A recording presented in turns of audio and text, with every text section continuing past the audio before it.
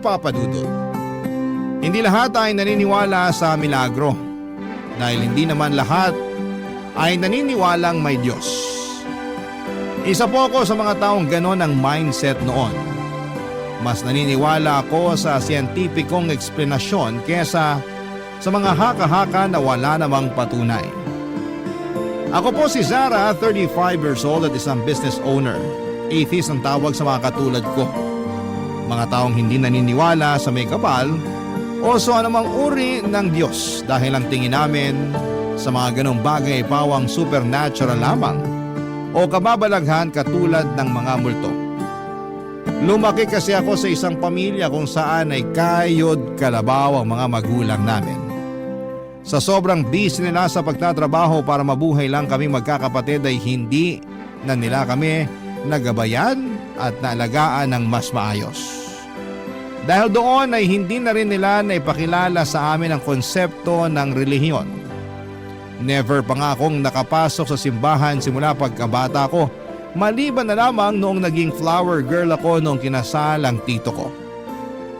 Napag-aralan din naman namin ang tungkol sa relihiyon noong nag-aaral pa ako pero nang mga panahong yon ay hindi na ako naniniwala sa mga kwentong yon. Katulad lamang sila ng mga bayani ng nakaraan na para sa akin ay hindi na importante sa buhay natin sa ngayon. Ganon akong mag-isip noon, Papa Dudut. Ngayon ay kinakahiya ko na ang bersyon kong yon dahil sarado ang pag-iisip ko noong bata-bata pa lamang ako, Papa Dudut.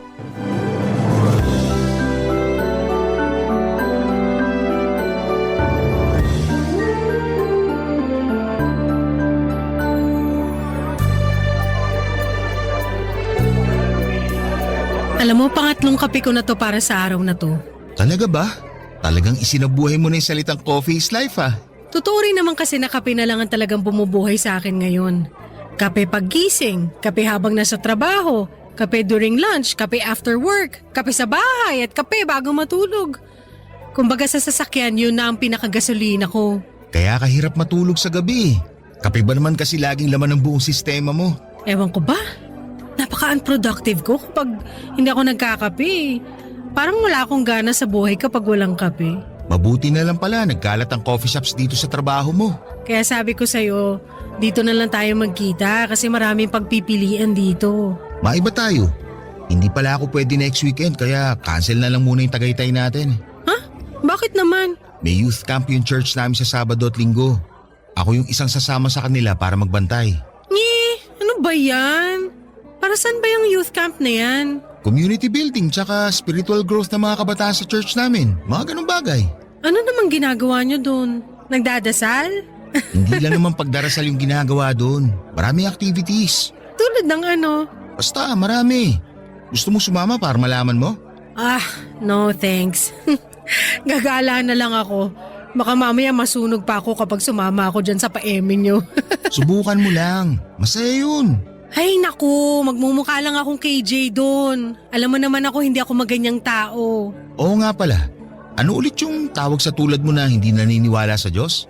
Atheist ba yun? Oo, atheist ang tawag sa mga taong mas naniniwala sa science kaysa sa mga gawa-gawang kwento lang.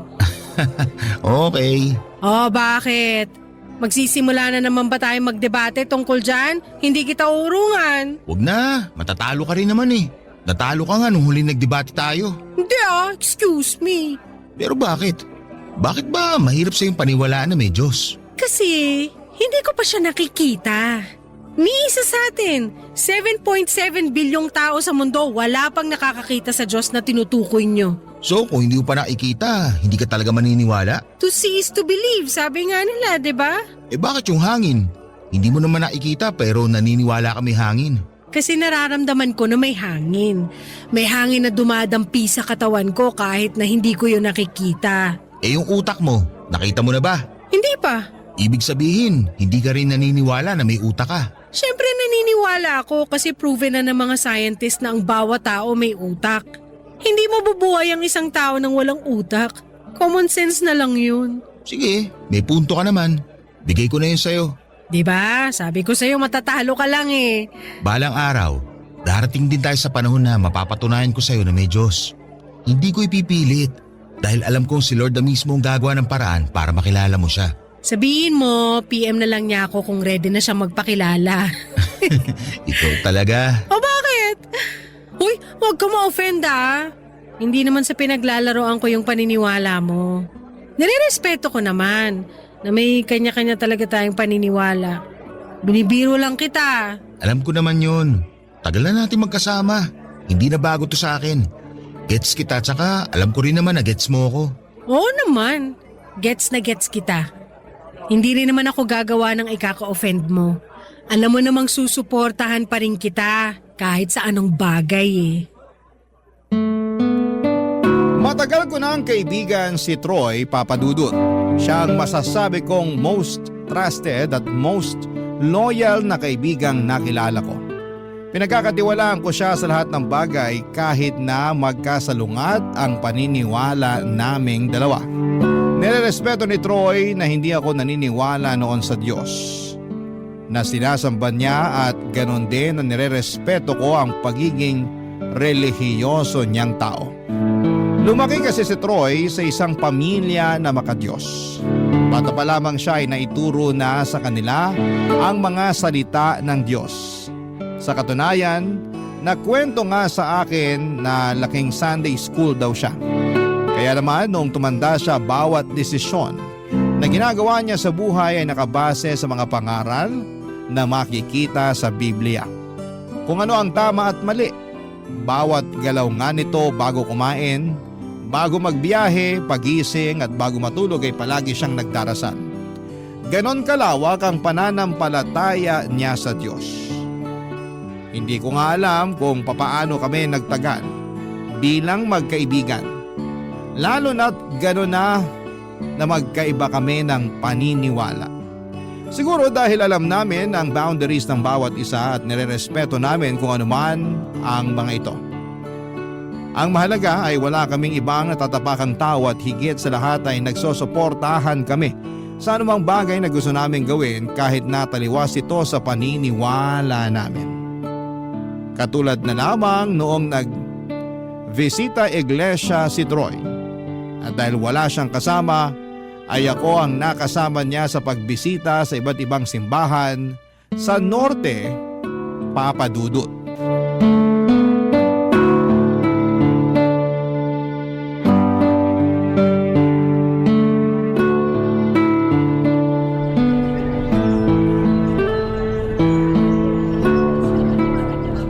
Troy! Tapos na ba yung misa? Oo, tapos na. Kanina pa kita inaantay dito sa tapat ng simbahan eh. Di naman kita makontak. Sorry, late ko na nabasa. Naka-do not disturb phone ko eh. Hindi ka man lang pumasok sa simbahan. Kaya nga tayo nagbisita iglesia, para magsimba, hindi para mamasyal. Alam mo namang hindi mo ako mapapapasok sa simbahan. Baka mamaya masunog pa ako dyan.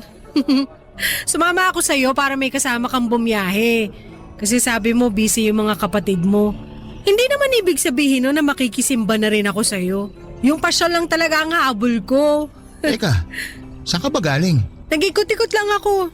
Naganap ako ng coffee shop as usual, tapos may nakita akong maliit na tattoo shop. Dami ko nakitang bagong designs, kaya hindi ko napigilan ang sarili ko. Nagpalagay ako ng tattoo. Tattoo na naman? Ano bang plano mo sa katawan mo? Ginawa mo namang canvas yung katawan mo. Magiging walking doodle art ka na talaga niyan. O bakit? Astig naman tignan na. Tsaka maliit lang naman yung pinalagay ko. Ito, sa likod ng tenga ko. 3 butterfly. Maganda ba? Ano namang significance niya sa buhay mo? Wala. Trip ko lang. Kailangan ba laging may significance yung tato? Di pwedeng bet ko lang kaya ako pinatato? Pwede rin naman pero lifetime na yan eh.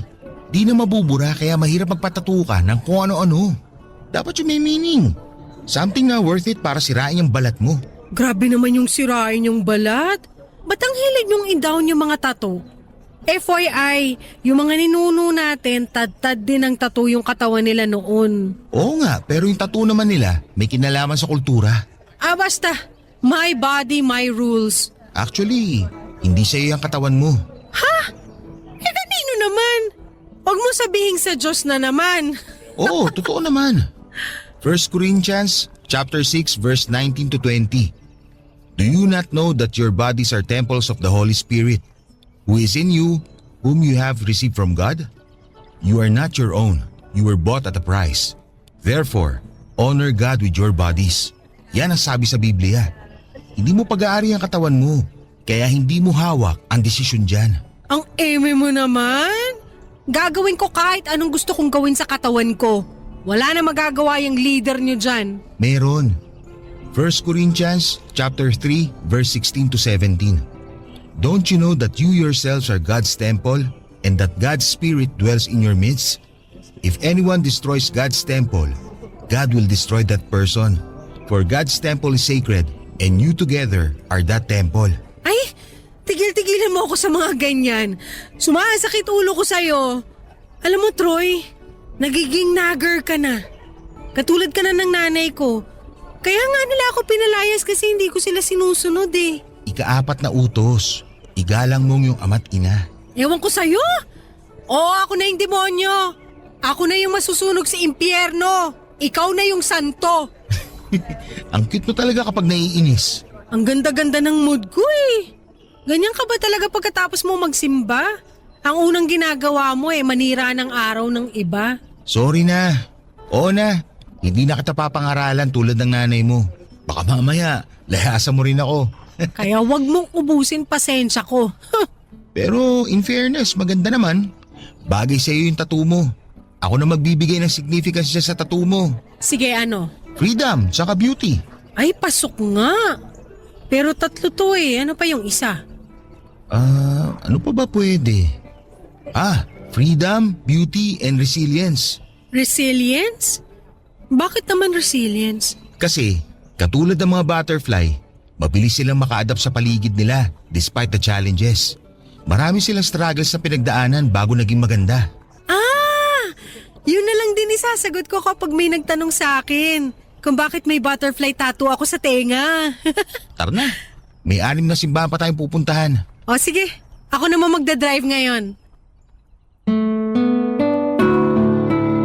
Papadudot, alam kong nasabi ni Troy ang mga bagay na yon sa akin dahil ako kasi yung tipo ng tao na naniniwala sa kasabihang YOLO o you only live once. Isang beses lang tayong mabubuhay sa mundong ito, kaya naman lahat ng mga bagay na gusto kong gawin ay ginagawa ko talaga. Katulad na lamang sa katawan ko. Tatad ako ng tattoo at piercing sa katawan. Puno ng tribal tattoos ang kaliwang braso ko, pati na rin ang mga binti ko. Meron din akong tattoo sa leeg, likod at bandang dibdib. Maliban naman sa magkabilang tenga. Meron din akong piercing sa pusod, ilong at dila. May ilan din akong ipinapa-enhance sa mukha. Nagpatangos ako ng ilong at nagpabawas ng pisngi. Pagdating naman sa relasyon ay never ako nagkaroon ng serious relationship. Ang nasa isip ko kasi noon ay masyado pa akong bata para sa commitment. Gusto ko pang enjoyin ang buhay ko. Kaya kapag nagkakaroon ako ng lalaki sa buhay ko ay karaniwang hookups at flings lamang ang mga ito. Naranasan ko na rin noong magkaroon ng girlfriend dahil trip ko lang. Tuwing weekends naman ay lagi akong nagbabar hopping kasama ang mga katrabaho at kaibigan ko. Marami kaming favorite spot sa Makati kung saan ay suki na kami papadudot. Ganon na nga ang naging buhay ko. Simula nung namuhay akong mag-isa papadudot. Pero kahit na ganoon, ayaw man minsan ni Troy sa lifestyle ko dahil katulad nga ng sinabi niya ay masyado na akong liberated. Nanatili pa rin siyang kaibigan ko dahil na rin siguro sa history namin. Minsan na rin kasi ako niligawan ni Troy pero dahil hindi ko pa sineseryoso ang pakikipagrelasyon noon ay friendzone ko siya dahil ayoko siyang masaktan. Papadudod sa buhay kong yon na puro pasarap ay biglang nagbago. Pagdating ng taong 2022. Barangay Love Stories. Barangay Love Stories. Tipikal na araw lang dapat yon para sa akin. Sabado kaya nasa labas ako at nagiinom kasama ang mga kaibigan ko. Kababalik lang noon ng tinatawag na new normal. Pagkatapos lumuwag ang restriction sa Manila, gawa nga ng pandemic. Ang dapat na chill inuman lang namin ay nauwi sa matinding walwalan dahil isa sa mga kaibigan namin ang malapit ng ikasal. Inabot kami noon ng hanggang 3:00 ng madaling araw. Nung pauwi na kami ay pinagbawalan na ako ng mga kaibigan kong mag-drive na mag-isa dahil nakakainom na ako. Pero nagpumilit akong umuwi dahil nakapagpahinga naman ako ng 1 oras noon. Kumain pa kasi kami sa labas ng breakfast at nakahigop din ako ng mainit na sabaw kaya medyo nawala na ang tama ko ng mga oras na yon. Habang nagdadrive pa uwi ay hindi ko namalayan ang isang lalaki na bigla na lamang tumawid sa kalsada. Mabilis ang patakbo ko noon dahil madaling araw na at wala akong masyadong kasabayang sasakyan. Iniwasan ko ang lalaki pero hindi ko na nakontrol ang manibela. Dumiretso ako sa pader ng isang building. Sobrang bilis ng mga pangyayari. Ang sumunod na naalala ko na lamang ay ang biglang pagbukas ng airbag ng sasakyan ko matapos akong mabangga sa pader. Hindi ko alam kung umiikot ba ang mundo ko noon dahil nakainom ako o dahil napalakas ang tama ng airbag sa mukha ko. Basta ang rinig ko na lamang noong mga time na yon ay ang hiyawan ng mga taong rumesponde sa akin. Gising ako pero hindi ko maigalaw ang katawan ko noon.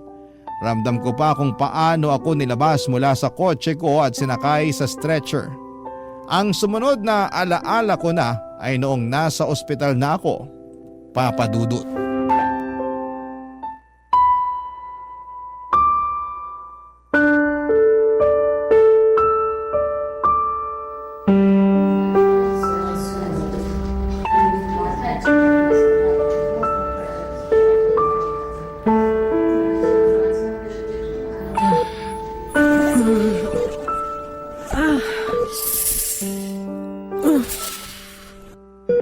Troy?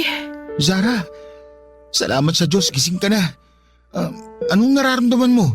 May masakit ba sa'yo? Hindi ko alam. Basta masakit ang buong katawan ko ngayon. Naaalala mo pa ba kung ano yung nangyari? Oo. May iniwasan akong lalaki tapos hindi ko na nakontrol yung sasakyan. Sabi ko naman sa'yo, huwag ka magdadrive ng nakainom eh. Hindi naman ako lasing nung nag-drive ako eh. Kahit na, nakainom ka pa rin. Pinagalitan ko nga yung mga kasama mo kagabi. Dapat hindi ka nila hinayaang mag-drive. Wala silang kasalanan. Pinigilan din naman nila ako. Ako lang talaga yung nagpumilit. Ang tigas din naman kasi minsan ng ulo mo eh. Nay, ikaw ba yan? Nagiging nagger ka na naman katulad ni nanay. Papagalitan talaga kita. Lalo na't buhay mo yung nalagay sa panganib. Kahit ano pang sabihin mo, papangaralan talaga kita dahil sa nangyari. Ano bang sabi ng doktor? Buo pa rin ba tong katawan ko? Wala naman ba akong injury? Wala kang injury. Walang butong nabali. Wala kang natamong sugat. Puro galos at pasalang. Milagro nga yung nangyari. Kasi kung makikita mo lang kung ano itsura ng sasakyan mo ngayon, parang niyuping lata. Totoo yata talaga yung horoscope ko na suswertehin ako ngayong taon. Ayaw mo maniwala sa Diyos tapos sa horoscope naniniwala ka. Hindi naman ako naniniwala sa mga ganon. Saktong nabasa ko lang yun sa feed ko ng bagong taon. Ay naku Zara, ewan ko sa'yo. Grabe ka, pinag-alala mo ako. Sorry, hindi ko naman ginusto yung nangyari. Alam ko pero pwede naman sana kasing maiwasan eh. Opo, hindi na po yun mauulit. Kung sana kasi sumama ka sa mga gala namin para may kasama akong umuwi. Hindi ako umiinom, matubong gamitin yan para gawin akong lasenggo. Ikaw talaga, napaka-bad influence mo. Joke lang. Pero masaya ako na makitang okay ka na. Sure ka na wala ka na talagang ibang nararamdaman dyan. Okay na ako.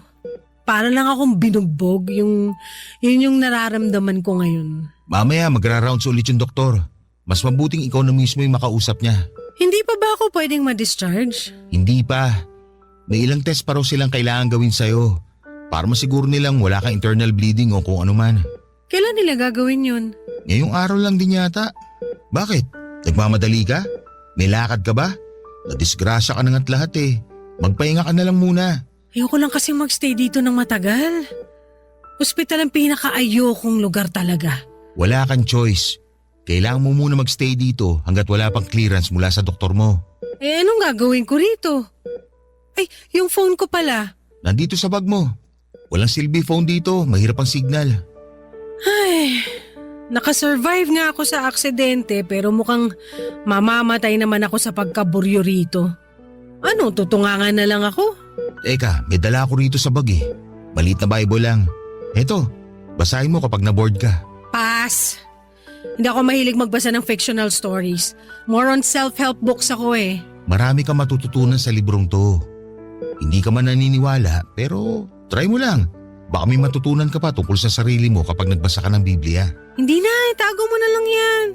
Pasuyo na lang ako ng isang libro ha kapag umuwi ka para may basahin ako. Pero hindi naman siguro ako magtatagal rito, no? Ilang mga test na lang din naman yung kulang. Sana. Magdasal na lang tayo na sana wala kang mga internal problem kasi mas mahirap yun. Feeling ko naman walang ganon. More on sakit sa labas ng katawan tong nararamdaman ko eh. Wala naman ako nafe-feel sa loob. Sana nga. Pero antayin na lang din natin yung mga test mo para makasigurado tayo. Katulad nga ng nauna ko nang sinabi ay marami ang hindi naniniwala sa milagro, Papa Dudut. At isa na ako doon. Milagro ang tingin ng lahat sa nangyari sa akin noon dahil wala akong tinamong injury sa aksidente kahit na sobrang lala ng sinapit ng sasakyan ko matapos itong bumangga sa pader. Hindi nga raw makapaniwala ang mga pulis dahil kung titignan ang estado ng kotse ko ay aakalain ng lahat na hindi na makakasurvive ang driver nito. Pero himala nga raw na wala akong tinamong anumang sugat o bale sa buto. Kung para sa kanila, himala ang mga nangyari, para sa akin ay coincidence lamang ito. Ibig sabihin ay gumana ang safety features ng sasakyang ginagamit ko.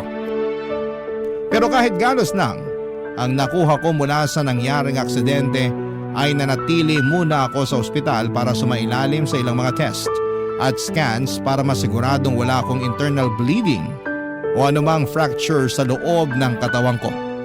Sa kabutihang palad ay wala naman akong internal injury, Papa Dudut. Pero ang bad news, marami silang nakitang hindi maganda sa mga scans na walang kinalaman sa aksidente katulad na lamang ng kidney stones. Matapos ang ilang pang follow-up test at biopsies ay na-diagnose po ako na merong breast cancer. Sa pangalawang pagkakataon ay sinabihan ako na isang milagro ang nangyari. Para daw itong blessing in disguise dahil kung hindi ako na aksidente ay hindi ko pa malalaman na meron na pala akong sakit. Lalo na't ang tumor na nakita nila sa akin ay nakatago raw sa chest wall ko na hindi basta-basta na de-detect ng mammogram.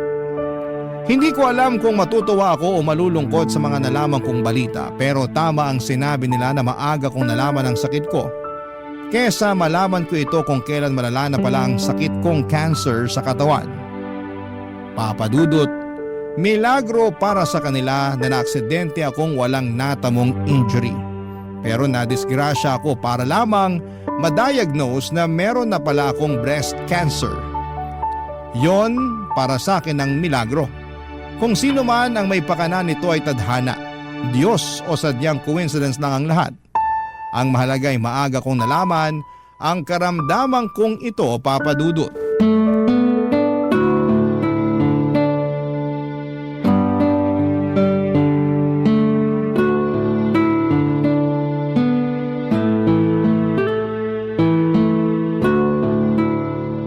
Ready ka na?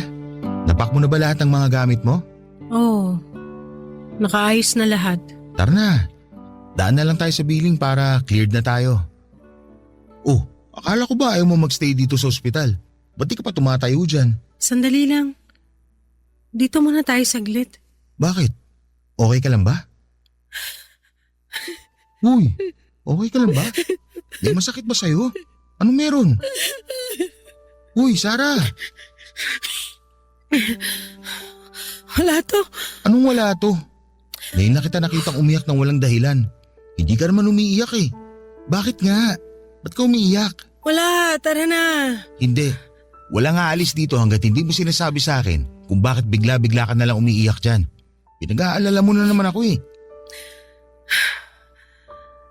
May nalaman kasi ako masamang balita sa doktor ko kanina.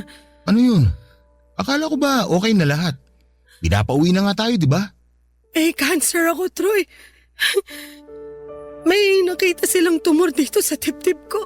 Ha? Imposible. Wala naman kayong history ng cancer ah. Wala nga, pero hindi naman ganun yun eh. Kahit sino pwede magka-cancer tulad ko. Cleared ako sa nangyaring aksidente. Wala akong injury pero may iba pa pala akong problema. Kaya pala may follow-up test silang gustong gawin sa'yo. Gaano raw kalala? Anong stage? Stage 2. Pero malalabanan pa naman daw, di ba? Kakayanin pa ng treatment? Oh, yun ang sabi sa akin. Kailangan ko na raw sumailalim sa treatment as soon as possible. Ay, kaya mo to. Kakayanin natin tong labanan. Magtiwala lang tayo sa Diyos. Troy, naniniwala ka ba sa milagro? Oo naman. Nakasaad yan sa Biblia. Marami ng milagrong nagawa ang Diyos. Marami siyang taong napagaling. Mga taong naniniwala sa kakayahan niya. Simula nung naaksidente ako, ilang beses na akong nasabihan na milagro tong nangyari sa akin. Pero saan banda? Milagro na nabuhay ka mula sa aksidente. Milagro na wala kang natamusugat na maaari mo ikamatay o ikabaldado. Milagro na nakita ng mga doktor yung sakit mo sa hindi naasahang pagkakataon. Yung mga yun ba, hindi pa ba sasapat sa'yo na milagro yun? Aaminin ko yung mga nangyari sa akin. Naging eye-opener yon para sa akin. Pero kung yung mga nangyaring yun ay kagagawan ba ng Diyos o hindi ko alam eh. Basta ang alam ko lang, may sakit ako ngayon at hindi ko alam kung malalampasan ko ba to o hindi. Malalampasan mo to. Alam kong kaya mo tong labanan. Magtiwala ka lang. Saan? Sa Diyos? Ipagkakatiwala ko sa Kanya tong buhay ko? Magtiwala ka sa sarili mo, sa mga doktor na tutulong sa'yo malunasan tong sakit na to. At kung kaya, magtiwala ka rin sana sa Diyos. Kahit na hindi ka naniniwala sa Kanya, subukan mo lang. Ewan ko. Bahala na. Alam na ba to ng pamilya mo? Ng nanay mo? Hindi pa. May plano ka bang sabihin sa kanila ang totoo? Ipapaalam ko rin naman sa kanila yung sakit ko. Ayoko rin namang tsaka na lang nila malaman ng totoo kapag patay na ako. Mas maganda na masabihan ko sila. Baka sakaling may chance pa kami magkabati. Sure ako, hindi ka matitiis ng mga magulang mo. Lalo na ngayong may pinagdadaanan ka. Tara na, umuwi na tayo. Gusto ko nang mapag-isa.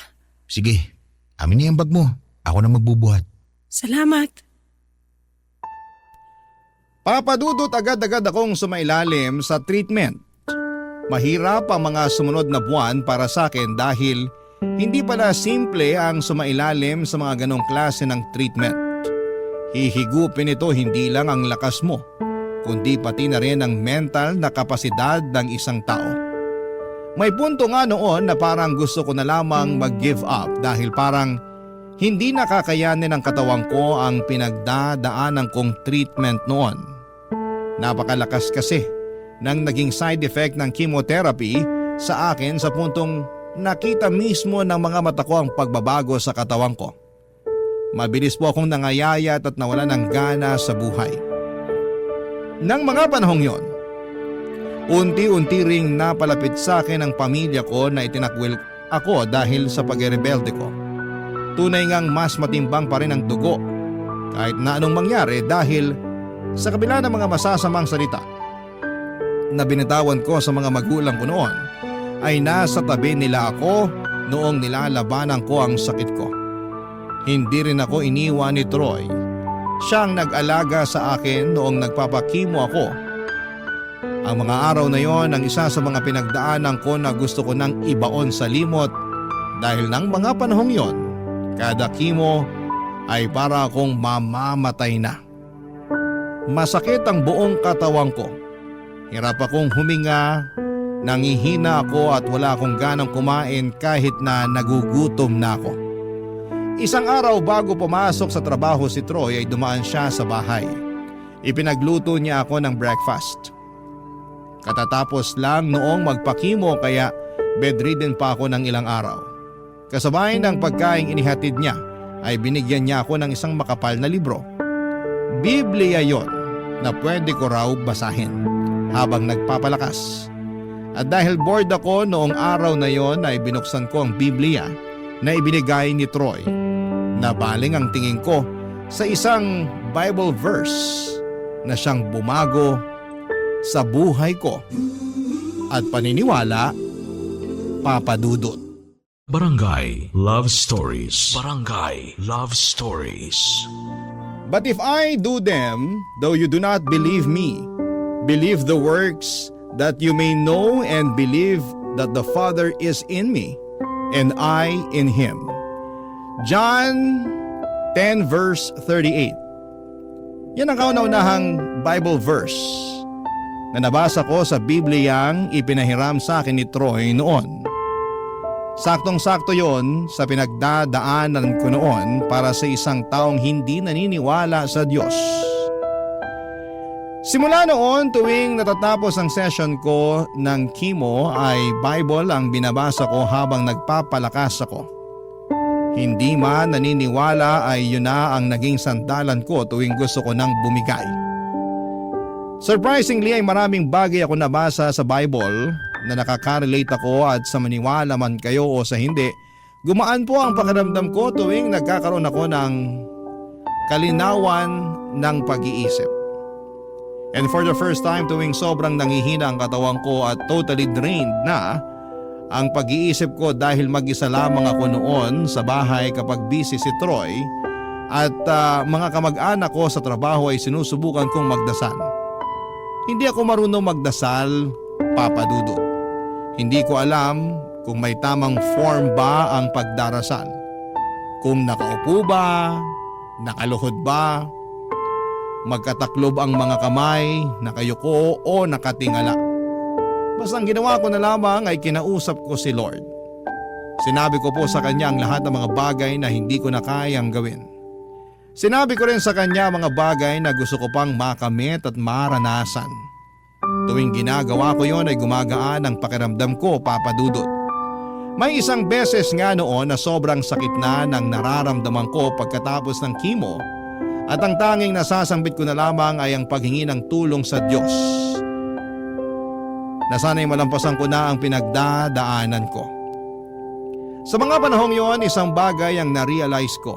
Napakalaking tulong din pala ng tiwala at pananampalataya lalo na sa mga panahong wala kang ibang makakapitan. Ang realization na ito ang ibinahagi ko kay Troy noong minsang mag-overnight siya sa bahay para bantayan ako, Papa Dudut.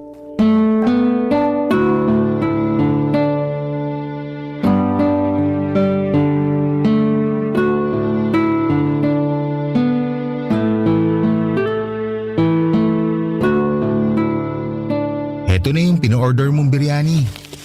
Ikaw na lang kumain yan? Hindi na pala ako gutom? Ano? Ang konti lang na kinain mo kaninang lunch tapos hindi ka kakain ngayon? Hindi pwede. Kailangan mo kumain para lumakas ka. Nabasa ko sa internet, habang kinikimo raw, hindi dapat ipakain sa pasyente yung mga paborito nalang pagkain. Ha? Bakit naman? Kasi once na gumaling kami, hindi na namin makakain ulit yung mga paborito namin. Kasi ipapaalala lang nun yung mga paghihirap na pinagdaanan namin habang nagpapakimo. Kung alam mo lang yung hirap na pinagdadaanan ko. Gusto kong kumain. Ang dami kong cravings pero kapag isusubo ko na yung pagkain, naduduwal ako. Sinusuka ng bituka ko yung pagkain. Ayoko naman yung favorite food ko maging most hated food ko na. Okay. Gets ko na. So, anong gusto mong kainin ngayon? Yung ayaw mo? Gusto mong pakainin kita ng ampalaya? E di mas lalong hindi ka kakain yan. O sige, tabi mo na lang yan. Susubukan kong kumain mamaya. Ngayon na. Sakto, mainit pa to. Hindi nga pwede ngayon. Hindi yan tatanggapin ng katawan ko. Sige mamaya. Basta promise mo kakain ka ha. Malapit na yung operasyon mo. Kailangan mo magpalakas ng katawan. Oo na. Ano namang nararamdaman mo ngayon? Natatakot ka ba na malapit na yung operasyon mo? Siyempre oo. Ikaw ba naman yung tanggalan ng dibdib? Tsaka first time ko rin magpa-opera. Natatakot ako kasi mababawasan ako ng parte ng katawan. Hindi ko alam kung paano ko tatanggapin na hindi na ako kompleto. Ang isipin mo na lang, para to sa ikabubuti mo. Mababawasan ka man ng parte ng katawan, At least, malalabanan mo naman ang sakit mo. Hindi ba mas maganda yon? Oo, yun naman talaga dahilan kung bakit ako magpapa-opera eh. Pero hindi ko alam, natatakot pa rin ako eh. Alam mo kung ano magpapawala sa takot mo? Ano? Kumapit ka sa Diyos. Sa mga ganitong oras, wala kang ibang makakapitan kundi siya lang. Susubukan ko. Talaga? Hindi yan yung sagot na inaasahan ko mula sa iyo ah. Akala ko magiging sarcastic ka na naman. Sa estado kong to, wala na akong karapatang maging sarcastic pa. Lahat ng tulong na kailangan ko hindi ko na talaga tatanggihan kasi hindi ko na talaga kaya. Magpakatatag ka lang. Kaya nga nagpapasalamat ako na nandyan ka eh. Thank you kasi hindi mo ko iniwan at my worst. Sobrang lugmok na ako ngayon pero nandyan ka pa rin. Inaalagaan ako, binabantayan. Thank you. Wala yun. Siyempre kaibigan kita. Alangan naman pabayaan kita kung kailan mas kailangan mo na makakasama. Hindi ako ganung tao no. Salamat din pala dun sa Bible na iniwan mo sa bedside table ko. Ang laking tulong nun sa akin tuwing mag-isa lang ako rito sa bahay. Nagbabasa ka na ng Bible? Wow! Naisip ko lang basahin kasi tama yung sinabi mo. Kapag mag-isa na lang ako at wala akong ibang matakbuhan, yung Bible na yun na naging sandigan ko nung sobrang hirap na ako. Ang totoo niyan, hindi ako nag-iwan ng Bible na yon. Ha? Eh sino? Yung nanay mo. Tulog ka noon nung dumalaw sila rito sa bahay mo. Nag-iwan lang sila ng pagkain saka yun nga. Iniwan nila yung Bible sa kwarto mo. Siya pala nag-iwan nun. Nakala ko ikaw. Alam mo, masaya ako na nagkaayos na kayo ng pamilya mo. Another miracle, di ba? Akala ko, habang buhay na kayong magkagalit ang nanay mo pero tignan mo. God moves in a mysterious way talaga. Ganun pala yun, no? Akala ko, napakahirap paniwala sa isang bagay na hindi pa naman napapatunayan pero heto ako ngayon, naniniwala na. Hindi dahil may sakit ako ngayon kundi dahil sinubukan kong maniwala. Para siyang hangin, hindi ko nakikita pero nararamdaman ko na siya ngayon. Gusto mo bang mag-invite ako ng pastor para ipag-pray ka bago yung operasyon mo? Para kahit papano, mabawasan yung takot na nararamdaman mo. Sige, pwede naman. Wala namang mawawala eh. Sige, may kakilala akong pastor na pwedeng kontakin. Salamat. Dumating ang araw bago ang operasyon ko. Sabay na dumating sina Troy kasama ang pastor na kakilala nito para ipag-pray over ako. Akala ko ay dadasalan lamang ako ng pastor na yon para magkaroon ako ng successful surgery pero sa halip na magdasal agad ay nakipagkwentuhan muna siya sa akin. Kinilala niya ako at ipinakilala niya rin sa akin ang sarili niya. Parang small talk lamang ang nangyari na nauwi sa malalim na usapan. Maya-maya ay hindi ko napansin na nagsimula na palang mag-preach si pastor. Ang nagustuhan ko sa kanya ay parang nagkukwento lamang siya. Hindi siya nangangaral. Ang ginawa lamang niya ay magbahagi ng mga kwento kung saan ay naire-relate nito ang mga salita ng Diyos. Napag-usapan namin ang tungkol sa acceptance of the higher power, pati na rin po ang tungkol sa tulong na nagagawa ng matinding pananampalataya at pagtitiwala sa Panginoon. Noong nagsimulang magdasal si pastor ay unti-unting bumuhos ang luha ko. Hindi ko alam kung bakit pero ramdam ko ang presensya ni Lord na parang umahaplos sa buo kong katawan ng araw na yon. Kinaumagahan ay sumailalim ako ng surgery at naging successful naman po ito, Papa Dudut. Sa mga sumunod na buwan ay pinagpatuloy ko ang treatment habang nagpapagaling ay sinamahan ako ni Troy na magpunta sa church ni Pastor kada linggo.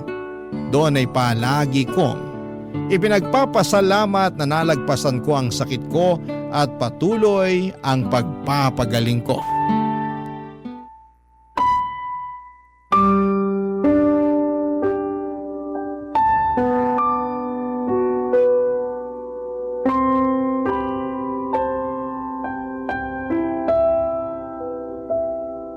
Medyo napahaba ang sermon ni pastor kanina. Oo nga pero ang ganda ng mga sinabi niya. Sobrang nakarelate ako. Prayer of faith. Dati hindi ko ginagawa pero simula nung natuto akong magdasal, para bang ang gaan-gaan lagi ng feeling ko. Kontento na ako sa bawat araw ko kasi feeling ko blessed na ako by His presence. Kaya nga ako, chill lang lagi. Kasi alam kong araw-araw tayong ginagabayan ng Diyos. Hindi lang tayo na marunong kumilala sa Kanya, kundi sa lahat ng tao dito sa mundo. Naniniwala man sa Kanya o hindi. Kung mamimit ko lang siguro yung old Zara na hindi naniniwala sa Diyos, ako mismo ang magpapatotoo sa Kanya kung gaano kahalaga ang pananampalataya, lalo na sa mga oras ng paghihirap.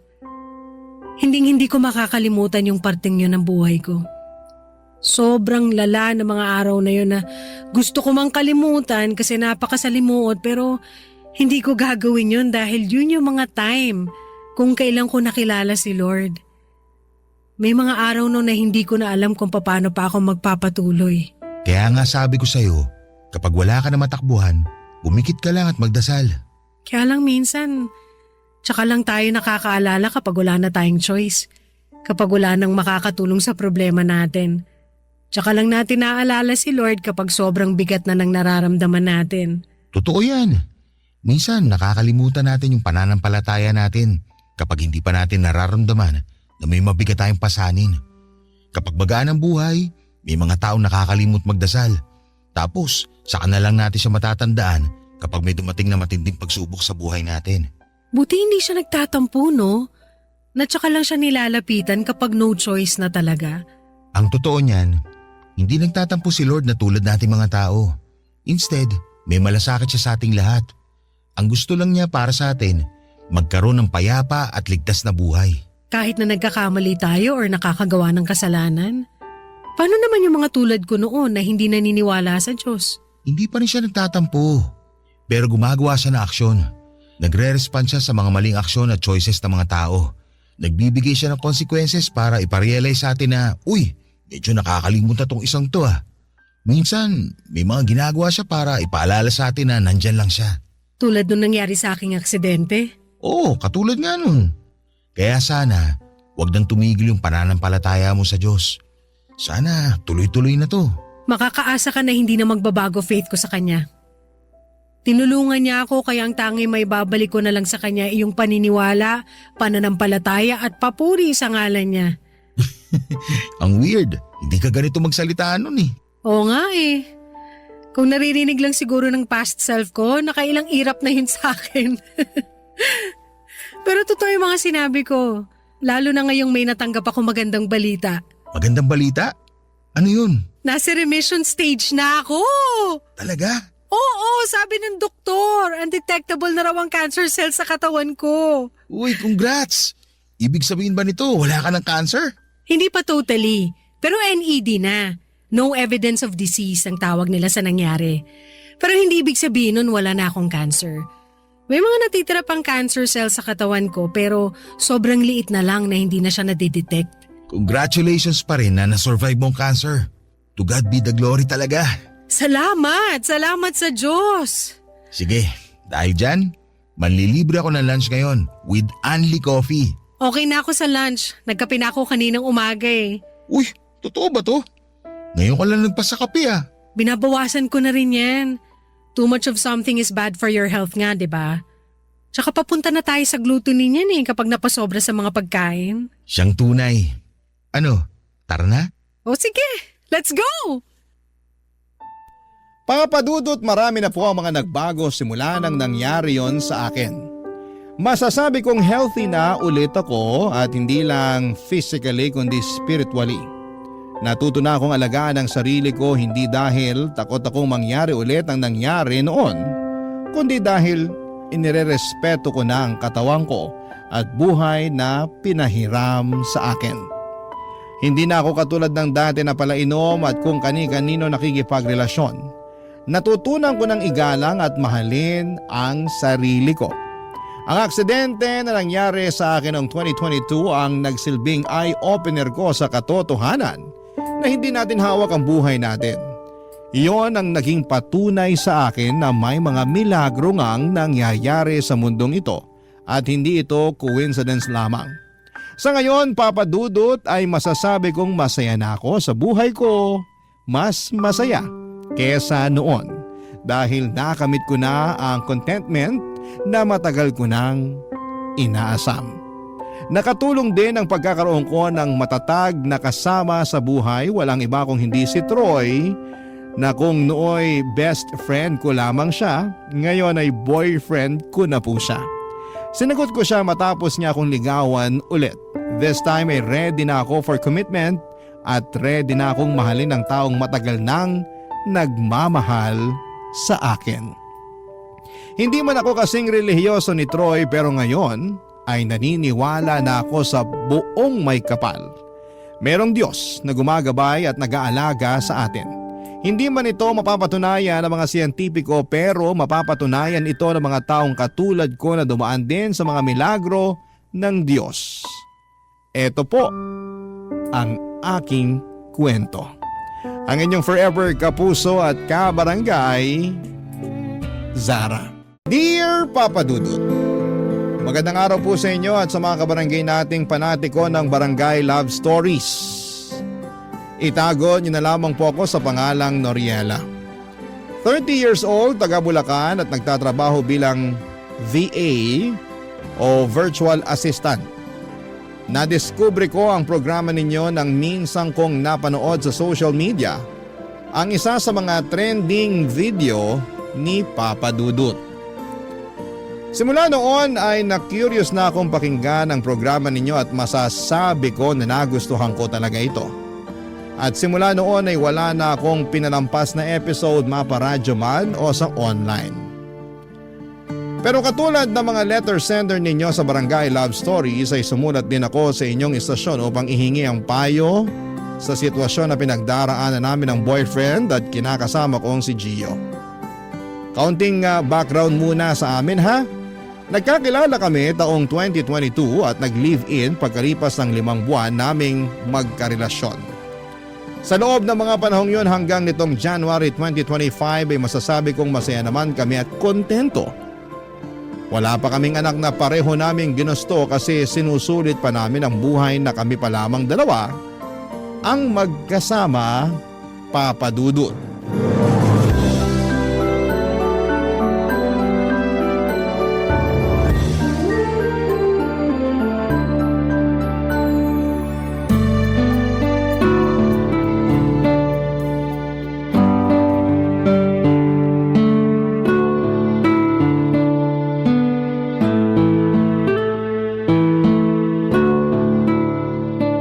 Magkano nga ulit yung kuryente natin? Nasa 2,500 siya. 2,500 divided by 2 equals 1,250. Tama? Oo, tama. Tapos yung water bill natin, 700. Ibig sabihin, tag 350 tayo. Oo, gano'n na nga. Sige, teka. Kunin ko lang sa wallet ko yung pera. O ayan. 2,000 yan kaya dapat may sukli pa akong 400 pesos kasi 1,600 lahat. Kaso wala pa akong barya. Nako, paano yan? May paggagamitan ako dun sa sukli. Wala ka bang 600 lang? Ibibigay ko ba sa iyo yung 2,000 ko kung meron? Nagtatanong lang naman. Sinasagot lang din naman kita. Huwag mo sanang masamain. Hindi ko naman minamasama. Buti pa bibili na lang ako dyan sa convenience store sa malapit para mapalitan tong 1,000 mo. Ano naman bibilhin mo dun? Kahit ano lang. Hindi ba pwedeng magpapalit ka na lang tapos wag ka nang bumili? Pwede naman siguro pero nakakahiya yun eh. Bakit ka naman mahihiya? Tindahan naman sila. Ibig sabihin meron silang barya. Kung gusto kong magpapalit, dapat siguro sa bangko pero ewan ko lang kung pwede yun. Lalo 1,000 lang naman ang kailangan kong baryahan. Tapos isang sakay pa yung pinakamalapit na bangko rito sa atin. Kaya dyan na lang ako sa convenience store dyan sa baba para malapit. Mapapagastos ka lang. Ang mahal pa naman ng mga paninda dyan sa convenience store na yan. Di nga ako bumibili dyan ng mga pwede ko naman bilhin sa sari-sari store. Ikaw naman, kinumpara mo pa yung sari-sari store alam mo namang magkaiba sila. Basta. Hindi mo ako mapipilit na bumili dyan. Kasi ang mahal. Pareho lang naman ang tinda nila sa mga sari-sari store. Para sa akin, puro pasosyal lang mga bumibili dyan. Meron din kaya silang paninda na di mo mabibili sa mga sari-sari store. Katulad na lang yung mga inumin, tsaka pagkain na sarili nilang produkto. Alin? Yung mga fried chicken at burger nila? Mabibili mo na yun sa mga fast food chain sa mas mura at sulit na halaga. Oo nga, alam ko naman yun. Pero bakit mo ba kasi kinukumpara yung convenience store sa ibang tindahan? Ang gusto ko lang naman mapalitan tong 1,000 mong buo para masuklian na kita. Wala lang. Naisip ko lang kasi di practical yung gusto mong mangyari. Bibili ka ng kung ano-ano tapos magbabayad ka ng mahal. Hindi naman ako bibili ng sobrang mahal at sobrang dami. Yung sapat lang para mabarihan ako. Basta. Hindi mo mababago ang isip ko tungkol sa pagbili dyan sa ganyang klase ng tindahan. Masyadong magastos. Bahala ka nga dyan. Basta ako bibili lang doon para makapagpapalit. Tsaka, tipid na rin sa oras dahil yung mga sinasabi mong sari-sari store, fast food, tsaka bangko, malayo rito sa lugar natin. Bahala ka na nga sa buhay mo. Total, kahit na anong salita ako, ikaw pa rin ang nasusunod. Ano ba kasing kinakagalit mo? Ibabalik ko naman ang buo yung sukli mong 400 pesos. Hindi ko naman gagastusin yun. Pera kung ipambibili ko na kung anumang magustuhan ko doon. Kahit na, aksayado pa rin sa pera. Ewan ko sa'yo. Minsan ilugar mo rin kasi yung pagiging practical mo. Tsaka kasalanan ko ba na wala kang barya dyan kaya kailangan ko pang mag-aksaya ng pera para lang mapalitan tong 1,000 mo? Saya nang niluwa ng ATM kanina nung nag-withdraw ko. Kaya wag akong sisihin mo. Oh, sige. Kasalanan na ng ATM. Grabe, makaalis na nga bago pa ako masiraan ng bait sa'yo. Papadudot, bago kami nag-live-in ni Gio ay nag-usap kami tungkol sa mga bayarin at pagkain namin.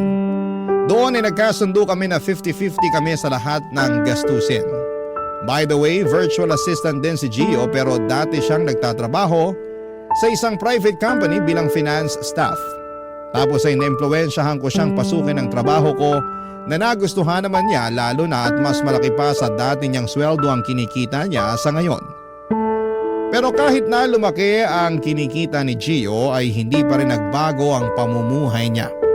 Kumbaga mas naging mahigpit siya sa pagbabudget ng pera at naging priority niya ang pag-iipon at pag-iinvest. At kung ano lang ang napag-usapang ambag namin pambayad ng bills at pagkain, ayun lang talaga ang ibinibigay niya. Walang labis, walang kulang, ika nga. Sigurista rin siya.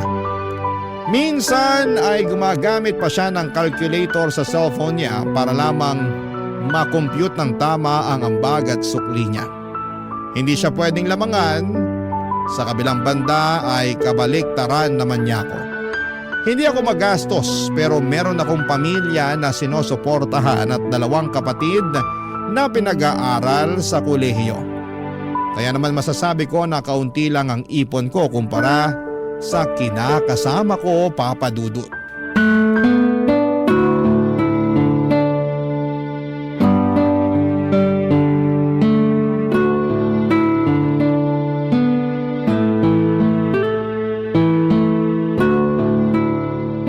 So, ayun nga, binili sa akin ng Jowa Bells ko tong bracelet na to. Silver to ha, tunay kaya hindi makati sa balat. Wow, ang ganda naman. Maganda talaga yan, saka may earrings din siyang binili sa akin. Set yan, may necklace rin kaso hindi ko na muna sinuot. Bakit? Sayang naman. Sa sunod ko na yun susuot, medyo nagmamadali na kasi ako kanina dahil late na ako sa usapan natin. Nakakahiya naman sa'yo kung masyado kitang paghintayin ng matagal, no? Sa bagay, kasi ikaw na talagang pagbabayarin ko nitong kinain natin pag sobrang late ka na ng dating. Ikaw naman, parang hindi naman tayo mag-BFF. May nag-text oh, basahin mo, baka importante. Sige, sandali. Sino yan, mama mo? Chismosa lang. Miss ko na rin si tita. Miss ka na rin niya, pero... hindi si mama nag-text kundi ang magaling kong boyfriend. Aba, may diin sa magaling na boyfriend. Kilala kita eh. Usually, nanggigigil ka kay Gio pag sinasabi mong ganyan. Hindi yung gigil na natutuwa ka, kundi yung gigil na naiinis na para bang gusto mong lamukusin ang mukha niya. Medyo. Ano bang sabi sa text? Pinapaalala niya yung bayad ko sa binili niyang sabon sa akin last time. Di ko pa kasi nabibigay sa kanya kailangan na raw niya. Ha? Magkano ba yun? 68 pesos lang naman. 68 pesos lang tapos parang hindi na siya makatulog dahil doon? Medyo. Kaya nga naiinis ako kasi kailangan pa akong i-text para lang doon. Nung nakaraan nagtalo kami. Kasi sinabihan niya akong magastos. Kasi gusto kong bumili sa convenience store para lang mabarayahan yung 1,000 niya. May sukli kasi siyang 400 pesos. Dahil saktong 2,000 papel yung binigay niyang paambag sa kuryente tsaka tubig namin. Atat na atat kunin yung sukli kasi may paggagamitan daw siya. Nagkataon pa namang may period ako noon. Ay, sister, kahit na wala akong period, pero kung ako nasa posisyon mo, maiinis din talaga. Baka nga siya papaghanapin ko ng papalit para sakto yung maibayad niya. Ay nako, alam mo, may pagkaano rin yung boyfriend mo eh. Ano? Basta, hindi ko mapangalanan, pero pansin ko talaga na sobrang kuripot niya. Like, OMG, kagaya niyang 68 pesos na sabon. Akala mo hindi ka niya girlfriend kung umasta eh. Pwede namang hindi niya na yung singilin sa'yo. Ayoko rin namang nagpapabili sa kanya, kaya nag-i-insist pa rin ako na bayaran. Oo nga, pero isa ka ring ano eh. Ano na naman? Gaga. Bakit naman ako naging gaga? Gaga ka naman talaga kasi. May ganyan kang attitude na ayaw mong nagpapabili. Oo, alam kong kumikita ka ng sarili mong pera, pero mag-boyfriend-girlfriend naman kayo para palagi maghati sa lahat ng bayarin at bibilhin. Hindi ba pwede na yung isa nakakalamang kahit kaunti? Pwede naman kasi ako ganun sa kanya. Ayaw kasi niya na ginagastos ang sarili niya, kaya ako na lang gumagastos para sa kanya. Tapos pagdating sa'yo, grabe makakwenta. Human calculator lang ang peg. Hindi naman siguro sa ganun. Ganun yun, in denial ka lang. Tingnan mo nga jowa ko, panay bili sa akin ng kung ano-ano, tapos hindi pa ako kinukwentahan. Di katulad ng jowa mong masyado. Ay, buti pa wag na natin pag-usapan si Gio kasi baka masira lang mood ko. Buti pa nga baka di mapakalian sa utang mong 68 pesos sa kanya. Ay, pabayaan mo siya. Babayaran ko na lang pag-uwi, lalo wala namang laman yung e-wallet ko. Di naman siguro niya yung ikakamatay. Malay mo. Hoy! Eme lang, ikaw naman.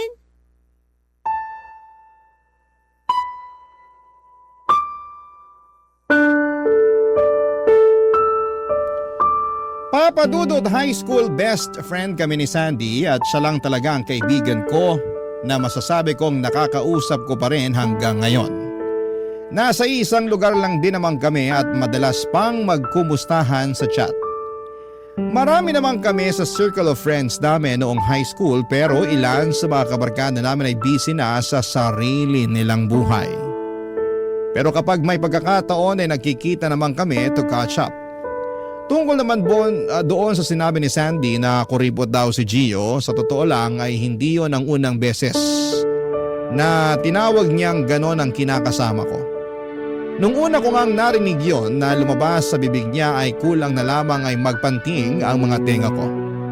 Siyempre ayaw ko nang sinasabihan ng negatibo si Gio dahil boyfriend ko yung tao. Pero dahil kilala ko ring prangka si Sandy at naniniwala akong wala naman siyang masamang intensyon. Kaya niya nasabi yon, ay napag-isip-isip ko nga na baka in denial lang talaga ako.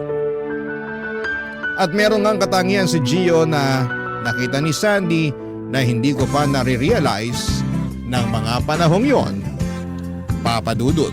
Barangay Love Stories. Barangay Love Stories. Papa Dudut, noong nagkakilala kami ni Gio ay masasabi ko na siya talaga ang pinakasimpleng tao sa lahat ng pinakasimple sa buong mundo. Alam ko na medyo OA naman yon pero siya kasi yung tao na kung hindi pa talaga nasisira ang gamit niya ay hindi pa rin bibili ng bago. Nangihinayang daw kasi siya lalo at pwede naman niyang tiyagain at pakinabangan pa. Naalala ko nga noon na sobrang pudpod na talaga ng tsinelas niya. Yung bang tipong natutusok na ang mga paa nito sa bato kapag suot yon. Pero dahil hindi pa naman pigtas at butas ay ayaw niya talagang i-let go. May isa pang insidente na lumang-luma na ang wallet niya at butas-butas na rin yon. Pero dahil pamana raw sa kanya yon ang tatay niya ay ayaw niyang palitan. Kaya lang nang dahil sa wallet na yon ay nawala ang isa niyang mahalagang ID dahil nahulog na lang nang hindi niya namamalayan noong minsang kinuha niya ang nasabing wallet sa kanyang bulsa. Kaya nga para mapalitan na niya yon ay binilhan ko na lamang siya ng bagong wallet. Pero imbes na magpasalamat sa akin ay naggalit pa siya dahil gumastos pa raw ako ng pera. Dapat tinabi at inipon ko na lang daw ang pinambili noon, Papa Dudut.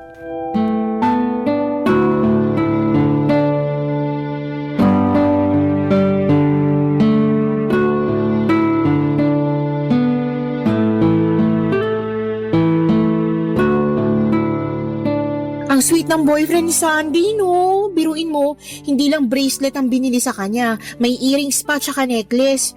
Grabe, nakakatuwa naman. Anong nakakatuwa doon? Gastos lang yun.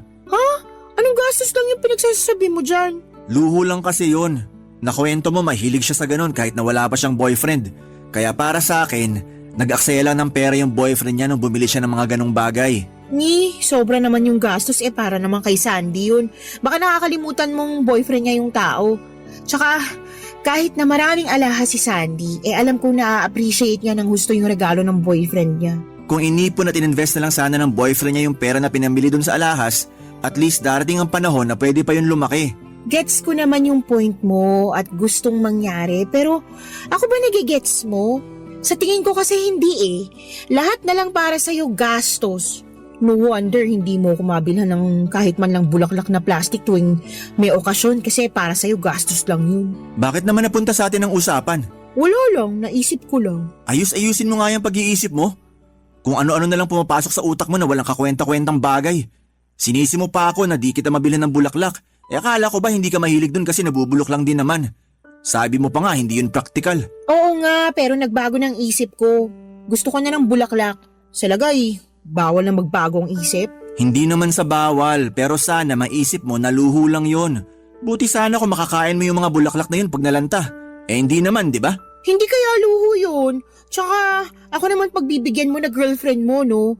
Yung ibang tao bumibili ng bulaklak para ialay sa mga namayapa nilang mahal sa buhay. Pero ako, buhay na buhay pero hindi mo malang mabilan at mabigyan ng bulaklak. Kung gusto mo ng bulaklak, bakit di ikaw ang bumili para sa sarili mo? Siyempre, iba pa rin kapag sa'yo galing. Hindi nga praktikal yun. Buti pa pagkain na lang bibilin ko para sa'yo. At least nabusog ka pa dun. Ayoko ng pagkain, gusto ko bulaklak. Ay nako, kasalanan talaga yan ng kaibigan mong si Sandy Oh, bakit naman? Paano niya naging kasalanan? Kasi kasasama mo sa kanya at kakarinig ng mga kwento tungkol sa boyfriend niya maaksaya sa pera, naiisip mo na tama na dapat gastusan ng lalaki ang isang babae para sa mga luho at di praktikal na bagay. Kagaya niya na di ka naman mahilig sa bulaklak, tapos biglang gusto mo na magpabili ng bulaklak. Ewan ko sa'yo, gastos mo. Hindi naman ako nagpapabili sa'yo araw-araw Tsaka kahit di yung mamahaling bulaklak ang bilin mo, ayos na sa akin. Ganun kayo mga babae, di ba? Mahilig kayo magkumpara ng nararamdaman sa inyo ng isang tao nang nakabase sa halaga ng mga bagay na binibigay nila. Aminin mo na, ganun ka rin Grabe ka naman magsalita. Oh, bakit nagagalit ka? Paano hindi ako magagalit? Nakakabwisit ka na. Kung ano-anong sinasabi mo dyan na hindi naman totoo. Hinuhusgahan mo na ako agad, wala ka pa nga binibigay sa akin. Puro ka nalang gastos, puro ka nalang luho na akala mo ikakalugi mo kapag binilan mo ako ng kapirasong bulaklak. Tsaka, hindi lang naman bulaklak yun Maraming bagay pa na akala mo lalamangan kita pag hindi ko na ibalik sa'yo yung saktong sukli mo o bayad ko. Kainis ka. Tapos lakas pa ng loob mo ikumpara ang sarili mo sa boyfriend ni Sandy. Kung tutuusin, mas maayos pa nga yun kasi hindi niya kinukuriputan yung girlfriend niya. Papadudot nasaktan ang loob ko sa mga sinabi ni Gio sa kaibigan ko at kung paano siya tratuhin ng boyfriend niya. Para sa akin ay hindi niya naintindihan ang punto ko ng mga panahong yon. At pinagpipilitan pa rin niya na masyado lang silang maluho. Pero bago ang lahat ay gusto ko lang pong linawin sa mga kabarangay na hindi ko sinasabing masama ang mag-ipon ng pera at maging praktikal sa paggastos sa mga bagay-bagay. Siyempre sa ekonomiya nating ito ay mahalaga talaga na may savings tayo para meron din tayong madudukot sa panahon ng pangangailangan. Kaso, nang dahil sa pag-uusap namin yon ni Gio, ay narealize ko na tama nga si Sandy. Hindi lang basta matipid si Gio kundi kuripot talaga siya. Makwenta rin siyang tao at hindi pumapayag na lumalamang kahit sentimo ang inaambag niya sa mga bayarin namin. Tapos ay never pa niya akong binilhan ng regalo tuwing may okasyon. Basta binabati niya lamang ako at kontento na ako doon. Ang mali ko lang rito akala ko ay hindi na ako maghahangad na tratuhin niya ng mas maayos. Pero matapos kong makita na yung ibang babae nga ay nagagawang i-spoil na mga partner nila. Pagdating sa mga material na bagay, ay doon ako napatanong sa sarili ko kung deserve ko ba ang turing sa akin ng kinakasama ko. Buti na lamang at nandyan si Sandy na handang makinig sa mga hinaing ko sa buhay, Papa Dudut.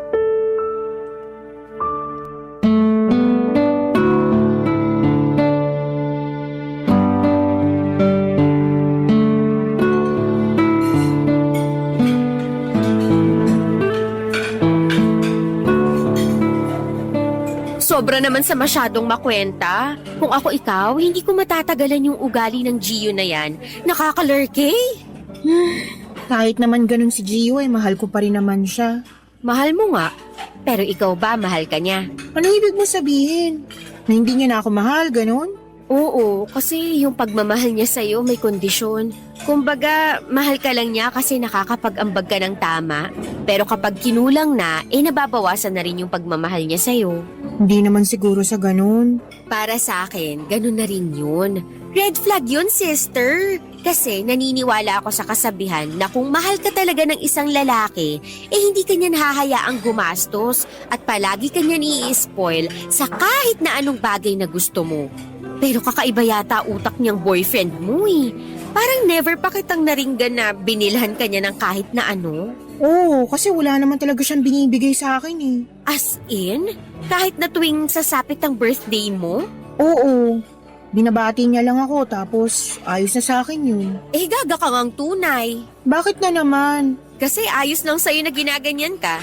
Buti sana kung hindi mo siya boyfriend na okay lang na batiin ka lang niya tuwing birthday mo. Kaso magjowa nga kayo. Ikaw nga grabe mag-effort pag birthday niya eh. Noon yun, nung hindi pa kami nag-away ng malala kasi masyado raw ako magastos tuwing birthday niya eh. Isang araw lang naman yun at lilipas din daw. Ay, ewan ko sa kanya. Masyado siyang eme. Hindi ko maintindihan takbo ng utak.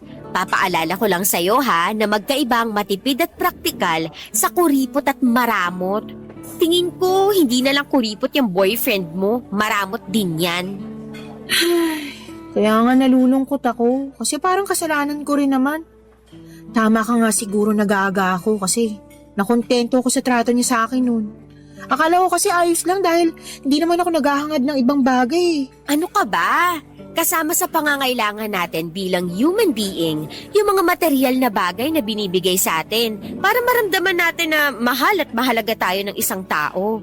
Okay lang kahit hindi mamahalin basta meron, lalo na tuwing may espesyal na okasyon. Pero yung boyfriend mo, wala eh. Kung tutuusin, kaya ka naman niyang gastusan. Kaso hindi lang niya ginagawa kasi maramot siya. Maiintindihan ko pa sana kung hindi naman malaki kinikita niya at breadwinner pa siya ng pamilya nila. Pero yun ngang may maliit na sweldo saka breadwinner nakakapagbigay pa ng regalo sa mga jowa nila. Puro na lang siya ipon, puro siya invest. Jowain na lang kaya niya yun kesa sa'yo, no? Ewan ko ba, pero wala naman ako nakikitang masama sa pag-iipon at pag-iinvest. Pero parang tama ka na sana, yun na lang ginawa niya kaysa sa akin. Lagi naman akong tama. Ay, wow. Charot lang, pero laging may point mga sinasabi ko. Alam ko naman yun, kaya nga thankful ako kasi nandyan ka para makinig sa akin at payuhan ako. Pero hindi ko pa rin talaga mapigilang malungkot sa ugali ni Gio. Hindi mo na mababagong ugali niya kung siya mismo ayaw magbago. Kaya, imbis na maging malungkot ka dyan, bakit hindi ka na lang sumama sa team building ng department namin? Kulang pa kami ng isa, kaya join ka na. Team building nyo nga, 'di ba? Bakit mo ko pasasamahin? Eme-eme lang naman yun. Saka sila nga may kasamang jowa hindi naman namin ka-department. Hindi mo ba isasamang jowa mo? Hindi, kasi ikaw ang gusto kong kasama. Para naman kahit paano makapag-relax ka. Kawawa ka naman, parang pasan mong mundo. Wow, salamat sa awa mo ah. Papadudot sa loob ng ilang taon naming magkasintahan ni Gio ay mabibilang sa mga daliri ko sa kamay kung ilang beses pa lamang kaming nag-out of town. Parang isa o dalawa pa lamang yata kasi para sa kanya ay gastos lamang daw yon. By the way, sa mga out of town naming yon ay ako ang gumagastos para sa aming dalawa. Mapilit ko lamang siya na lumabas kami. Nangihinayang kasi ako sa pagkakataon na makapag-relax naman kami lalo at puro trabaho na lamang ang inaatupag namin. Sawang-sawa na rin kasi ako doon sa nirerentahan naming apartment dahil work from home na nga kami, tapos minsan lang makalabas ng bahay. Kaya pagkatapos ng pag-uusap namin yon ni Sandy ay nag-decide akong sumama sa team building nila. Gusto ko rin naman na makalanghap ng sariwang hangin dahil pakiramdam ko ay masisiraan ako ng ulo, Papa Dudut. Pero bago dumating ang araw na yon ay nagpaalam ako kay Gio at nagulat ako nang pagalitan niya ako kasi napakagastos ko raw. Sa totoo lang ay hindi ko inaasahan na sasabihin niya yon sa akin at dahil nasaktan ako ng husto, ay mas lalo akong naging desidido na sumama kina Sandy, lalo na at nagtatampo at masamang-masama ang loob ko sa boyfriend ko. Barangay Love Stories. Barangay Love Stories. Papa Dudut, masama pa rin ang loob ko kay Gio hanggang sa makauwi na ako mula sa sinamahan kong team building. Pero aminin kong na-relax ako ng husto lalo at beach trip yon. Kaya lang ay bumalik ulit yung pagkainis ko kay Gio lalo na at lumipas na lamang ang 2 araw ay hindi pa rin niya ako kinikibo. Gusto niya yatang patunayan sa akin na walang mali sa mga sinabi niya noong pinagalitan niya ako bago matuloy ang alis namin ng kaibigan ko. Ewan. Hindi ko alam kung mataas lang talaga ang pride niya o sadyang bato na ang puso niya. Kaya nga, dinalasan ko ang pagsama at pakikipagkita kay Sandy para naman ma-divert sa ibang bagay ang atensyon ko. Doon ko nga na-realize na meron pa palang ibang buhay sa labas ng 4 na sulok ng nirerentahan naming apartment. Siyempre hindi naman ako naging pabaya sa finances ko. Pero tuwing sweldo ay pinaglalaanan ko ng pera at panahon ng pagkakaroon ng social life at iba pang mga gawain sa buhay. Saka hindi lang naman puro gala ang inaatupag namin ni Sandy, Papa Dudut. May pagkakataon na sinasamahan ko siyang umattend ng mga seminar tungkol sa flower arrangement, pottery at pagbibake ng cake na masasabi ko na na-enjoy ko ng husto. Malaking bagay sa akin na may ibang ginagawa dahil nagiging mabuti ang mental health ko. Kaya lang nung February lang ay nawalan ako ng client. Yun pa naman yung pinaka matagal na pagkakataon, tapos makalipas lang ang 1 linggo ay nawala ulit ang isa ko pang kliyente. Bagay na naging dahilan kung bakit ako nalungkot. Sinubukan ko namang maghanap ng panibagong kliyente pero malapit ng mag-March ay wala pa rin akong nahahanap, Papa Dudut.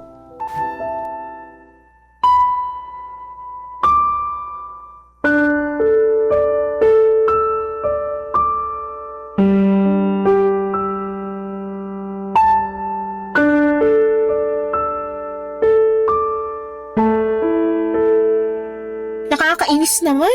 Hanggang ngayon wala pa rin ako nakukuha ang kliyente. Paano na to? Tiyagain mo lang, makakakuha ka rin. Sinatsaga ko naman pero nakaka-frustrate pa rin eh. Tapos nagsabay-sabay pa yung mga gastusin. Maiba tayo. Ano yun? Speaking of mga gastusin, sa darating na mga bill natin sa March may mayaambag ka ba? Ha? Ang sabi ko, kung may mayaambag ka. Kasi alam mo naman na hati tayo sa mga bayarin natin sa bill, di ba? Pati na rin sa grocery na malapit na rin maubos. Oo nga, kaya lang baka hindi mo na ako makapagbigay. Bakit naman? Kasi said na ako. Wala pa akong trabaho ngayon tapos alam mo namang gumastos din ako ng malaki dun sa operasyon ng tatay ko. Kaya nga nasabi ko na nagsabay-sabay pa yung mga gastusin ko sa pagkawalan ko ng trabaho. Paano yan? Alangan ako lang sumagot ng parte mo sa ambagan natin. E di parang ang unfair naman nun sa akin. Anong unfair? Girlfriend mo naman ako. Magiging unfair lang yun kung magka-roommate lang tayo. O ngayon ginagamit mo pa yung relasyon natin. Hindi ko ginagamit ang relasyon natin pero wala ka na ba talagang konsiderasyon? Kasi kung meron mauuna mong maisip na tulungan muna ako, na alalayan muna ako lalo na ngayong gipit pa ako sa pera. Kaya ka lang naman gipit sa pera kasi masyado kang magastos. Anong sinabi mo? Ang sabi ko masyado kang magastos kaya ka gipit. Sabihin mong hindi, bago ka mawalan ng mga kliyente, panaisama ka dun sa kaibigan mong isa ring magastos. Puro kayo gala, puro kayo kain sa labas, puro kayo gastos. O ngayon, anong nangyari? Nga ka na lang dyan kasi wala ka na mahuhugot sa oras ng pangangailangan. Tapos isasangkalan mo pa ako para sagutin ang mga bayarin at pagkain natin kasi said na said ka na dyan. Teka lang. Pwede bang pumreno ka muna kasi nakakasakit ka na eh. Sobra naman yata yung mga pinagsasabi mo kasi una sa lahat, alam ko bang mawawalan ako ng kliyente? Pangalawa, para sabihin ko sa'yo, may ipon ako. Pero nasaid lang naman dahil naoperahan ng tatay ko. Malaki rin kaya ginastos ko dun, baka akala mo katiting lang ha. Pangatlo, grabe ka naman sa pagsasabi na masyado kaming magastos si Sandy. Buti pa nga yung kaibigan kong yun, nililibre ko pag lumalabas kami. Pero ikaw na naturingan pa man ding boyfriend ko, hindi ako ginagastusan. Totoo ngang sinabi ni Sandy na hindi ka lang kuripot, maramot ka pa't mapanumbat. Para sabihin ko sa'yo, Ano?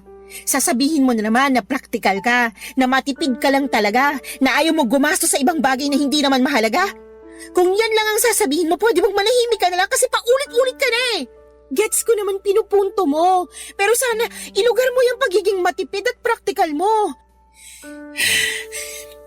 Akala mo ba madali sa akin na mawalan ng trabaho tapos maririnig ko pa sa'yo na unfair ako kung hindi ako makakapagbigay ng ambag ko para lang sa mga bayarin at pagkain natin? Sobra ka na, Gio! Sobra ka na sa pagiging maramot mo! ako pa talaga maramot at walang konsiderasyon dito? Totoo naman eh! Ngayon nakikita ko ng tunay mong kulay. Huwag kang mag-alala kasi mangungutang muna ako kay Sandy para hindi naman unfair sa'yo. Hiyang-hiya naman ako sa'yo.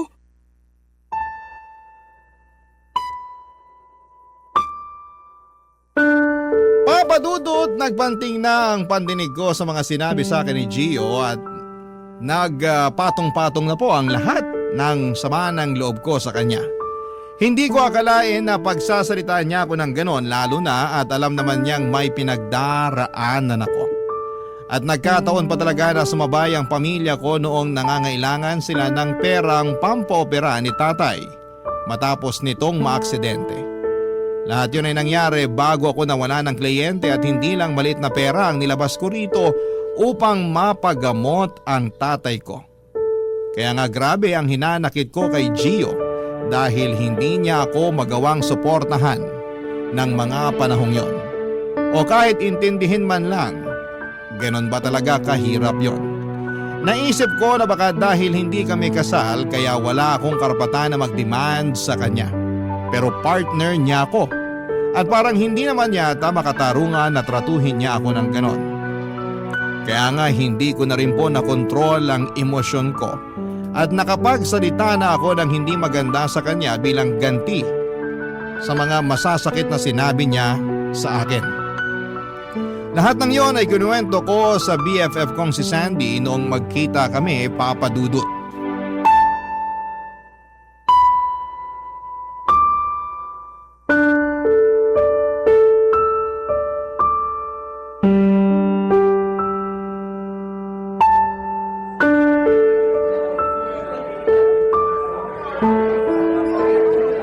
Grabe, nakaka-stress talaga yung jowa bells mo. Wala na sa hulog ang mga sinasabi. Oo nga eh. Imbis na suportahan ako, pinamukha pa sa akin na magastos daw ako kaya wala akong may ambag sa bills at pagkain namin. Sino ba kasi may sabi na 50-50 kayo dapat sa mga bayarin at pagkain? Siya! Pumayag na lang ako kasi may trabaho rin naman ako noon. Baliw pala siya eh. Parang hindi jowa trato niya sa'yo, parang roommate lang. Kasi kahit sinong matinong lalaki, hindi papayag na gumastos ng mas malaki sa pwede niyang i-provide ang girlfriend niya. Yung kakilala ko nga, pareho rin sila nagtatrabaho ng asawa niya. Pero ni sentimong butas, hindi siya naglalabas dahil sagot lahat ng mister niya. Naisip ko na baka dahil hindi pa kami mag-asawa kaya ganun lang niya ako tratuhin. Kasi, 'di ba, mag-asawa lang naman yung may karapatan sa pera at ari-arian ng bawat isa. Ay, hindi rin. Huwag mong bigyan ng katwiran ng pagiging maramot ng boyfriend mo. Saka ganyan na nga ugali niya ngayong di pa kayo kasal. What more na lang kung mag-asawa na kayo, di ba? Wala siyang provider's mindset. Ayaw niya lagi nang nalalamangan siya, kung tutuusin, utang na loob niya sa'yo kaya siya naging virtual assistant. Tinulungan mo siya, di ba? Oo, tsaka ako rin nagturo sa kanya ng mga basic na pwede niyang malaman at magamit sa trabaho namin. Yun naman pala eh. Kahit yun man lang, tanawin niyang malaking utang na loob. Kasi kung hindi dahil sa'yo, malamang pinagtsatsagaan pa rin niya yung sweldo niya sa dati niyang pinapasukan. Ayoko naman nung ganun. Anong ganun? Yung isipin niya na may utang na loob siya sa akin kasi tinulungan ko siyang maging VA. Tsaka yun lang naman ang ginawa ko eh. The rest, siya nang nagtrabaho para makakuha siya ng kliyente at maging magaling sa ginagawa niya. Kahit na, hindi pa rin tama ang trato niya sa'yo. Kaya nga ang mahiwagang tanong, bakit ka ba kasi nagsistay sa taong kuripot at maramot, sister? Kasi kung ako ang tatanungin mo, dapat matagal ka nang nakipaghiwalay sa kanya.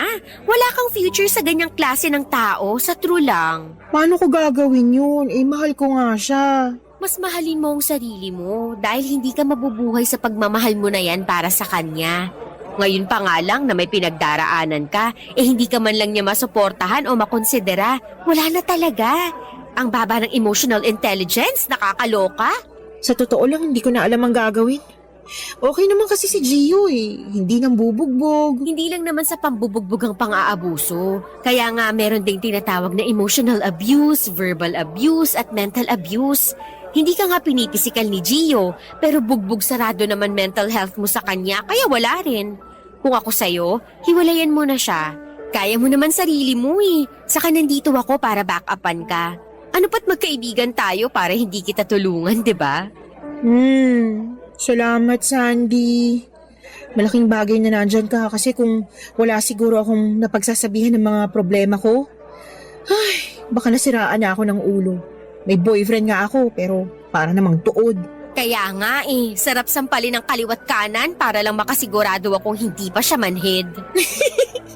Grabe, ang bayolente mo naman. Sa true lang, pero gagawin ko talaga yon. Tandaan mo na hindi mo deserve na tratuhin ng ganyan ng taong mahal mo kasi para na rin niyang sinabi ng harap-harapan sa'yo na hindi kanya priority at wala ka talagang halaga sa kanya. Kaya sana, pag-isipan mo yung mga sinabi ko, lalo na ngayon na nakita mo na ang totoong kulay niya.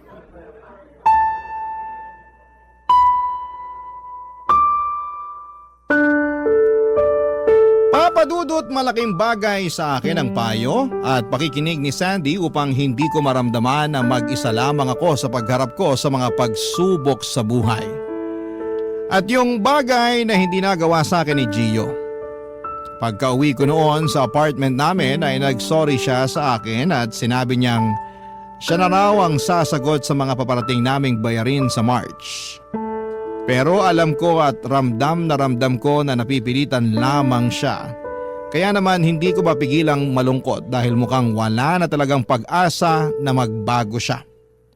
Alam ko naman na makakabangon ako at mababawi ko ang perang nawala sa akin dahil masipag at masikap naman akong tao. Pero hindi ko lubos akalain na nang dahil sa pangyayaring ito ay nakita ko na ang tunay na kulay ng boyfriend ko. At kaya ako nalulungkot ng husto dahil siya pa naman ang lalaking gusto kong makasama hanggang sa pagtanda namin. Kaso parang alanganin ako. Kaya sana'y matulungan ako ng mga kabarangay natin kung ano nga ba ang pwede kong gawin kung sila ang nasa posisyon ko. Maraming salamat po Papa Dudut sakaling mapili po ninyong i-ere ang sulat ko. Malaking bagay yon sa akin. God bless. And more power sa inyong programa na Barangay Love Stories. Number 1 kayo sa aking puso. Ang inyong forever, kapuso at kabarangay, Noriela.